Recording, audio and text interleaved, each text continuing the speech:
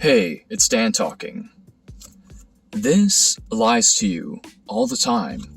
Now, if we think back to our younger years, things like, there's a monster under my bed, and there wasn't. But we were convinced of such things. Or other things like, man, I can't do this. Like trying to ride your bike. You're telling yourself you can't. You've brought yourself to the belief that you can't. But turns out you were able to ride your bike. Your mind lies to you all the time, and this might be a title for another video. This is something my dad used to always tell me growing up. Not all your thoughts are yours. At the end of the day, you are an autonomous, free-thinking human being. Whatever harassing thoughts comes in, you have to treat it as such, and nothing more. Those things is not who you are. Identity is a huge thing, which is another video for another day. We gotta be careful what we're making our identity. Is it based on a lie? Is it based on the idea that you can't do something? Something that was told to you by not yourself, but something that was going on in your mind. Something that was told to you in your mind. Because think about this, do we really, us as individuals, would we really stir up on our own the actual thought of not being able to do something? Do you want to be able to ride your bike? Do you want to be able to sleep at night and be just free of any fear? Of course you would.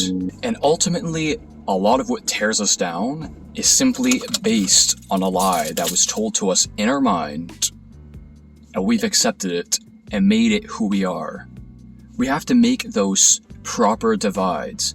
Now, you might be thinking to yourself, a lot of the stuff you listed are just childish things, and why should I even consider that? The mind is a very complicated thing. Think about this.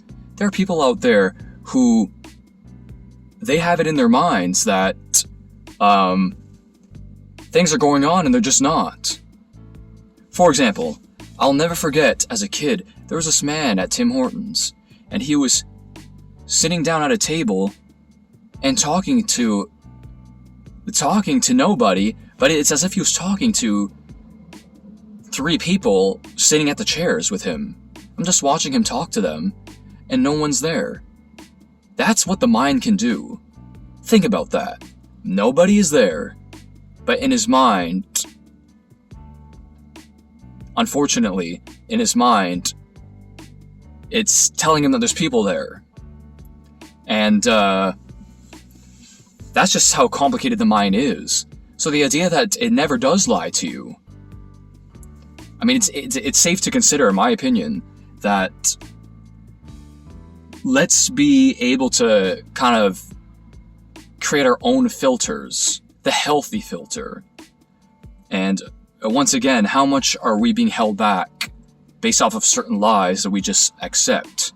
Not every thought that comes in needs to be properly considered, needs to be given a certain amount of importance. And think about how many times have you gotten a stupid thought, especially as a teenager, just stupid things. How many times have we've gotten just crazy stupid thoughts, daring thoughts, like as a kid, I'm going to jump off this high branch and I'm going to make it, and then you hurt your ankle because it was just too high. I mean, all these things. And especially in the realm of trying to tackle things of life and themes of life and trying to navigate and find success in the things that we're trying to do.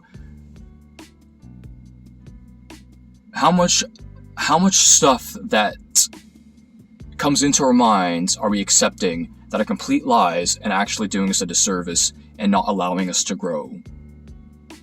Let's properly have that healthy filter and divide what is true, figure out what is true, divide what is true, and accept what we need to accept. Because some things we just don't need to accept, and lies are not going to get you to anything better. They're only there to fool you, deceive you, and potentially harm you. That's all they're there for, and we have to treat it like that. And this becomes like pre-mental standards for ourselves, and when those lies come in, just like in real life, when someone lies all the time, you start to pick up what those lies are. That sounds like a lie. We already have that standard, and when it happens, it gets easier. Hopefully that helps someone out there.